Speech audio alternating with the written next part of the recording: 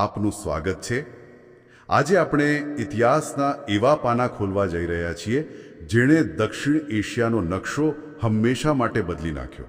આપણે વાત કરી રહ્યા છીએ 1971ના ભારત પાકિસ્તાન યુદ્ધની।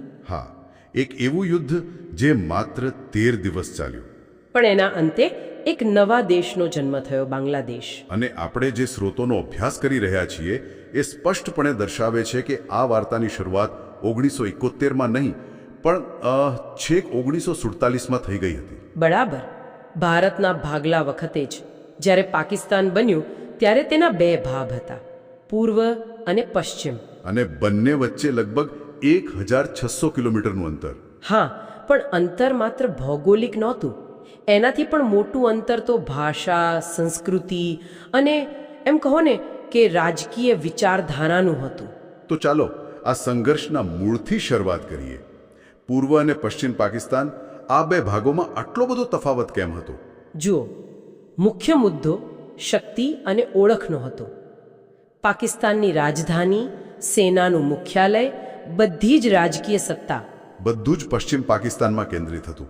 હા, અને પૂર્વ પાકિસ્તાનની વસ્તી વધારે હોવા છતાં એમને હંમેશા બીજા દરજ્જાના નાગરિક તરીકે જોવામાં આવતા હતા। આની શરૂઆત ક્યારથી થઈ?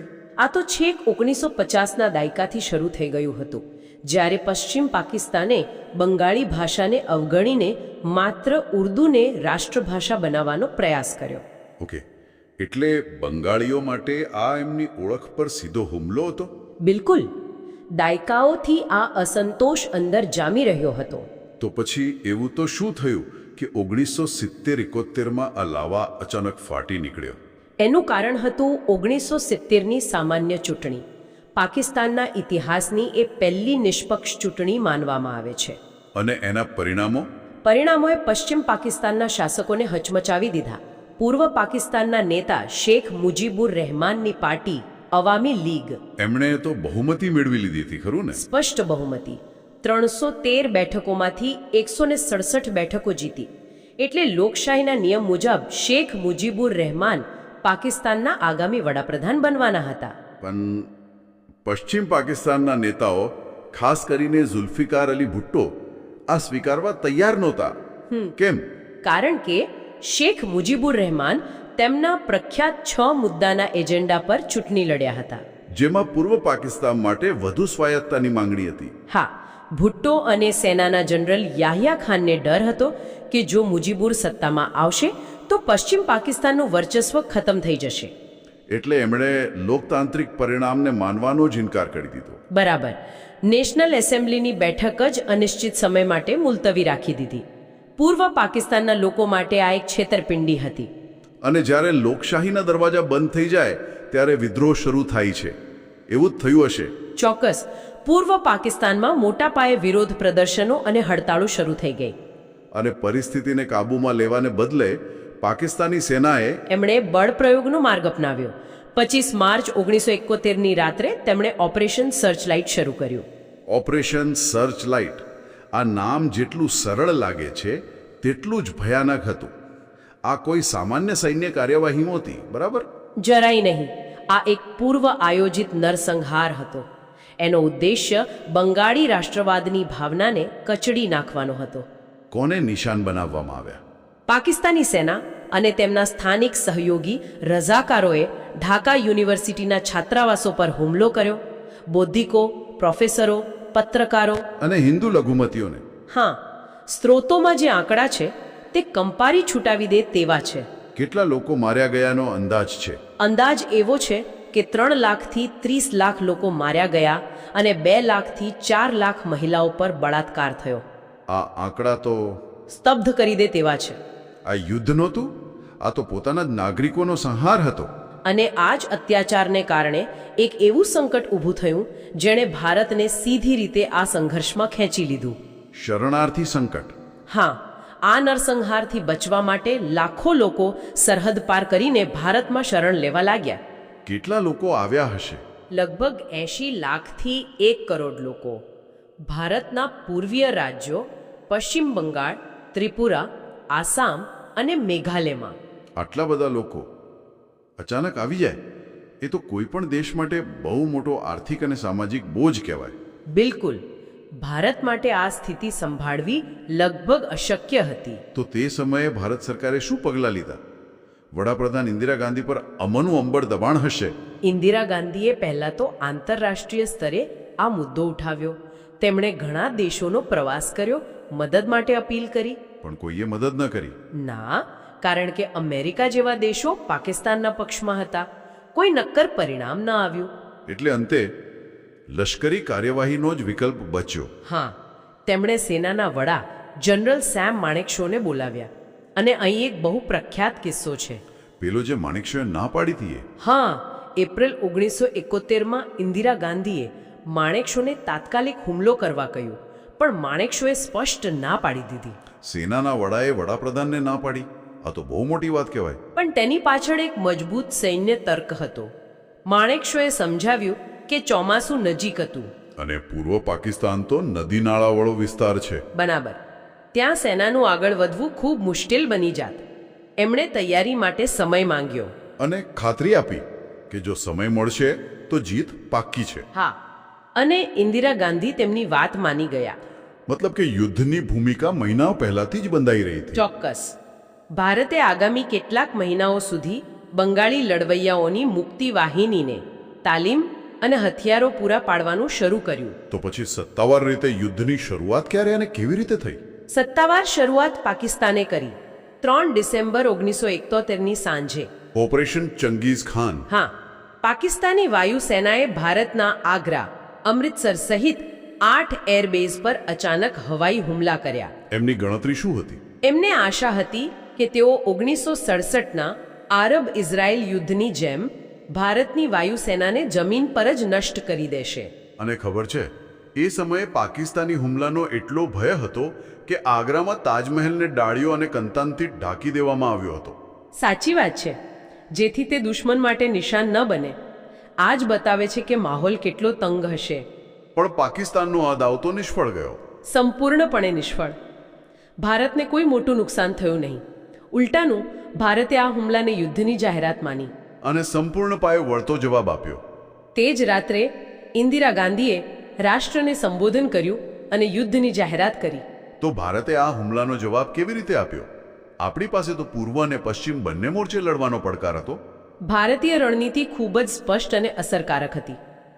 પશ્ચિમી મોરચે મુખ્યત્વે સંરક્ષણ પર ધ્યાન કેન્દ્રિત કરવાનું હતું. એટલે કે પાકિસ્તાની હુમલાઓને રોકવાના. બરાબર. જ્યારે પૂર્વીય મોરચે મુખ્ય ઉદ્દેશ્ય હતો બને તેટલી ઝડપથી ઢાકા પર કબજો કરવો. અને એના માટે બ્લિટ્ઝક્રિગ જેવી રણનીતિ અપનાવી. હા, વીજળી વેગી હુમલો. લેફ્ટનન્ટ જનરલ જગજીતસિંહ અરોરાના નેતૃત્વમાં સેનાના 3 કોર્પ્સે 3 અલગ અલગ દિશાઓથી ઢાકા તરફ કૂચ કરી. અને પશ્ચિમી મોરચે શું થયું? ત્યાં તો પાકિસ્તાનની સેના ઘણી મજબૂત હતી. હા, પશ્ચિમમાં ભીષણ લડાઈઓ થઈ, પણ તેમાં સૌથી યાદગાર છે રાજસ્થાનની લોંગેવાલાની લડાઈ. મેજર કુલદીપસિંહ ચાંદપુરી? હા, એમની આગેવાની હેઠળ પંજાબ રેજિમેન્ટની એક કંપની, જેમાં માત્ર 120 સૈનિકો હતા. અને એમની સામે પાકિસ્તાનની 2000 સૈનિકો અને 40-45 ટેન્કોની એક આખી બ્રિગેડ હતી. શું વાત કરો છો? ફક્ત 120 સૈનિકો સામે આખી ટેન્ક બ્રિગેડ? આ તો અશક્ય લાગે છે. બિલકુલ, પણ તે 120 સૈનિકો આખી રાત લડ્યા. પાકિસ્તાની સેનાને 1 ઇંચ પણ આગળ વધવા ન દીધી. અને સવારે વાયુસેના મદદે આવી. હા, સવાર થતાં જ ભારતીય વાયુસેનાના હન્ટર વિમાનો પહોંચી ગયા અને તેમણે પાકિસ્તાની ટેન્કોનો નાશ કરી દીધો. આ એક અવિશ્વસનીય જીત હતી. જમીન પર તો ભારતીય સેના કમાલ કરી રહી હતી, પણ સમુદ્રમાં શું સ્થિતિ હતી? નૌકાદળની ભૂમિકા શું હતી? એ પૂર્વ પાકિસ્તાનની સંપૂર્ણ નાકાબંધી કરી, જેથી પશ્ચિમ પાકિસ્તાનથી કોઈ મદદ ત્યાં ન પહોંચી શકે. બરાબર. પણ સૌથી મોટો કમાલ હતો ઓપરેશન ટ્રાઇડન્ટ. 4 ડિસેમ્બરની રાત્રે. હા, ભારતીય મિસાઇલ બોટ્સે કરાચી બંદર પર હુમલો કર્યો અને પાકિસ્તાનના શક્તિશાળી યુદ્ધ જહાજ પીએનએસ ખૈબર અને પીએનએસ મુહાફિઝને ડૂબાડી દીધા. અને આમાં ભારતીય નૌકાદળને કોઈ નુકસાન નહોતું થયું? જરાય નહીં. થોડા દિવસો પછી ઓપરેશન પાયથોનમાં ફરી કરાચી પર હુમલો થયો. આ હુમલાઓએ પાકિસ્તાની નૌકાદળની કમર તોડી નાખી. પણ પાકિસ્તાને પણ વળતો જવાબ આપ્યો હતો ને? આઈએનએસ ખુખરીવાળી ઘટના? હા, એ એક દુઃખદ ઘટના હતી. પાકિસ્તાની સબમરીન પીએનએસ હેંગોરે ભારતીય યુદ્ધ જહાજ આઈએનએસ ખુખરીને ડૂબાડી દીધું. આ તો ભારત માટે એક મોટો આઘાત હશે. આનાથી આપણી વ્યૂહરચના પર કોઈ અસર થઈ? એ એક મોટો ફટકો હતો, જેમાં આપણા 18 અધિકારીઓ અને 176 નાવિકો શહીદ થયા. પણ રણનીતિ ન બદલાઈ. પણ પાકિસ્તાનને પણ એક મોટો ઝટકો લાગ્યો. હા, એમની સૌથી શક્તિશાળી સબમરીન પીએનએસ ગાઝી, જે અમેરિકા પાસેથી લીધેલી હતી. તે આઈએનએસ વિક્રાંતને ડૂબાડવાના મિશન પર હતી. હા, પણ તે વિશાખાપટ્ટનમ બંદર પાસે રહસ્યમય સંજોગોમાં ડૂબી ગઈ. એના ડૂબવાથી પૂર્વમાં પાકિસ્તાની નૌકાદળનો ખતરો લગભગ સમાપ્ત થઈ ગયો. આ બધું સાંભળીને એવું લાગે છે કે આ યુદ્ધ માત્ર ભારત અને પાકિસ્તાન વચ્ચે જ નહોતું લડાઈ રહ્યું. આંતરરાષ્ટ્રીય શક્તિઓ પણ આમાં સામેલ હતી. ચોક્કસ, આ યુદ્ધ શીત યુદ્ધનું એક મોટું મેદાન બની ગયું હતું. અમેરિકા અને ચીન પાકિસ્તાનના પક્ષમાં હતા. હા, અમેરિકાના રાષ્ટ્રપતિ રિચર્ડ નિક્સન અને તેમના સલાહકાર હેનરી કિસિંજર સ્પષ્ટપણે પાકિસ્તાનના પક્ષમાં હતા. એમણે તો પૂર્વ પાકિસ્તાનમાં થઈ રહેલા નરસંહારની પણ અવગણના કરી હતી. હા, એના વિશે ઢાકામાં જ અમેરિકન રાજદૂતારી આર્ચર બ્લડે પ્રખ્યાત બ્લડ ટેલિગ્રામ મોકલીને પોતાની જ સરકારને ચેતવણી આપી હતી. અને જ્યારે પાકિસ્તાન હારવા લાગ્યું ત્યારે અમેરિકાએ સીધી દખલગીરી કરવાનો પ્રયાસ પણ કર્યો હતો. પેલો યુએસએસ એન્ટરપ્રાઇઝ વાળો કિસ્સો સ્થિત લાગી ત્યારે અમેરિકાએ ભારત પર દબાણ લાવવા માટે પોતાનું પરમાણુ શક્તિથી સજ્જ વિમાનવાહક જહાજ યુએસએસ એન્ટરપ્રાઇઝ અને તેના 7મા કાફલાને બંગાળની ખાડી તરફ મોકલ્યો. આ તો એક સીધી ધમકી હતી. હા, ભારતને ડરાવવાનો પ્રયાસ હતો. ચીને પણ સરહદ પર સૈનિકો એકઠા કરવાનું શરૂ કર્યું હતું. તો આવા સમયે ભારતની મદદે કોણ આવ્યું? અહીં ભારતની મદદે આવ્યો સોવિયત સંઘ. યુદ્ધના થોડા મહિના પહેલા ઓગસ્ટ 1971માં ઇન્દિરા ગાંધીની દૂરદર્શીને કારણે ભારતે સોવિયત સંઘ સાથે 20 વર્ષીય મૈત્રી સંધિ કરી હતી. અને આ સંધિ મુજબ જો કોઈ એક દેશ પર હુમલો થાય તો બીજો દેશ તેની મદદે આવશે. બરાબર. જ્યારે અમેરિકન કાફલો આગળ વધ્યો ત્યારે સોવિયત સંઘે પોતાના પરમાણુ સબમરીન અને યુદ્ધ જહાજો હિન્દ મહાસાગરમાં મોકલી દીધા અમેરિકન કાફલાનો રસ્તો રોકવા માટે. બિલકુલ. યુએન સુરક્ષા પરિષદમાં પણ જ્યારે અમેરિકાએ યુદ્ધ વિરામનો પ્રસ્તાવ મૂક્યો ત્યારે સોવિયત સંઘે પોતાના વીટો પાવરનો ઉપયોગ કરીને તેને નિષ્ફળ બનાવ્યો. મતલબ કે એનાથી ભારતને પૂર્વમાં પોતાનું ઓપરેશન પૂરું કરવા માટે જરૂરી સમય મળી ગયો. હા, તો અંત કેવી રીતે આવ્યો? માત્ર 13 દિવસમાં ઢાકાનું પતન કેવી રીતે થયું? 16 ડિસેમ્બર સુધીમાં ભારતીય સેના અને મુક્તિ વાહિનીએ ઢાકાને ચારે બાજુથી ઘેરી લીધું હતું. પાકિસ્તાની સેના પાસે બચવાનો કોઈ રસ્તો જ નહોતો. અને જનરલ માણેક શોએ રેડિયો પર સંદેશ મોકલ્યો. હા, પાકિસ્તાનના પૂર્વીય કમાન્ડર લેફ્ટનન્ટ જનરલ A.A.K. નિયાઝીને સ્પષ્ટ સંદેશ મોકલ્યો કે જો તમે આત્મસમર્પણ કરશો તો તમારા સૈનિકોની સુરક્ષાની ગેરંટી અમારી, નહીં તો પરિણામ ભયંકર આવશે. અંતે ભારતે 30 મિનિટનું અલ્ટિમેટમ આપ્યું. નિયાઝી પાસે કોઈ વિકલ્પ નહોતો. તે જ સાંજે ઢાકાના રેસકોર્સ મેદાનમાં હજારો સ્થાનિક લોકોની હાજરીમાં જનરલ નિયાઝીએ લેફ્ટનન્ટ જનરલ જગજીતસિંહ અરોરા સમક્ષ જાહેરમાં શરણાગતિના દસ્તાવેજ પર હસ્તાક્ષર કર્યા. એક ઐતિહાસિક ક્ષણ હતી. હા, અને ભારતીય સેનાએ લગભગ 93,000 પાકિસ્તાની સૈનિકો અને તેમના સહયોગીઓને યુદ્ધ કેદીઓ બનાવ્યા. 93,000. આ તો એક આખી સેના બરાબર છે. હા, સ્રોતો મુજબ આ બીજા વિશ્વયુદ્ધ પછીની સૌથી મોટી સૈન્ય શરણાગતિ હતી. અને આ યુદ્ધના પરિણામો શું આવ્યા? પરિણામો ખૂબ સ્પષ્ટ હતા. પૂર્વ પાકિસ્તાન આઝાદ થઈને બાંગ્લાદેશ બન્યો. પાકિસ્તાને તેની અડધાથી વધુ વસ્તી અને એક મોટો ભૌગોલિક વિસ્તાર ગુમાવ્યો. અને દક્ષિણ એશિયામાં ભારત એક નિર્વિવાદ પ્રાદેશિક શક્તિ તરીકે ઉભરી આવ્યો. બિલકુલ. અને પેલા 93,000 કેદીઓનું શું થયું? અને જે જમીન ભારતે પશ્ચિમમાં જીતી હતી તેનું શું? 1972માં ભારત અને પાકિસ્તાન વચ્ચે શિમલા કરાર થયો, ઇન્દિરા ગાંધી અને ઝુલ્ફિકાર અલી ભુટ્ટો વચ્ચે.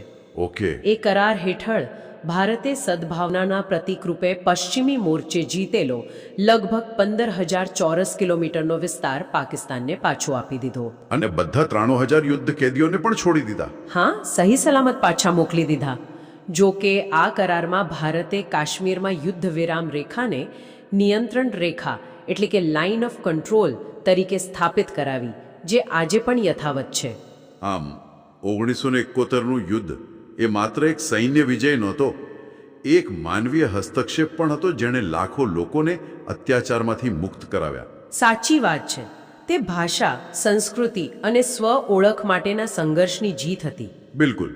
પણ અહીં એક વિચારવા જેવો પ્રશ્ન એ છે કે સ્રોતમાં ઉલ્લેખ છે કે બાંગ્લાદેશની આઝાદીમાં આટલી મોટી મદદ કર્યા પછી પણ થોડા જ સમયમાં ભારત બાંગ્લાદેશ સંબંધોમાં તણાવ આવવા લાગ્યો. બાંગ્લાદેશીઓમાં એક પ્રકારનો ભારતીય નિયંત્રણનો ભય પેદા થયો. ઓકે. આ આપણને એ વિચારવા પર મજબૂર કરે છે કે જ્યારે એક મુક્તિદાતા અને એક મુક્ત થયેલ રાષ્ટ્ર વચ્ચેનો સામાન્ય દુશ્મન ખતમ થઈ જાય ત્યારે તેમના સંબંધોનું ભવિષ્ય કેવું હોય છે. અને એક મોટા અને શક્તિશાળી પાડોશીની છાયામાં નવી રાષ્ટ્રીય ઓળખ બનાવવામાં કેવા પડકારો આવે છે.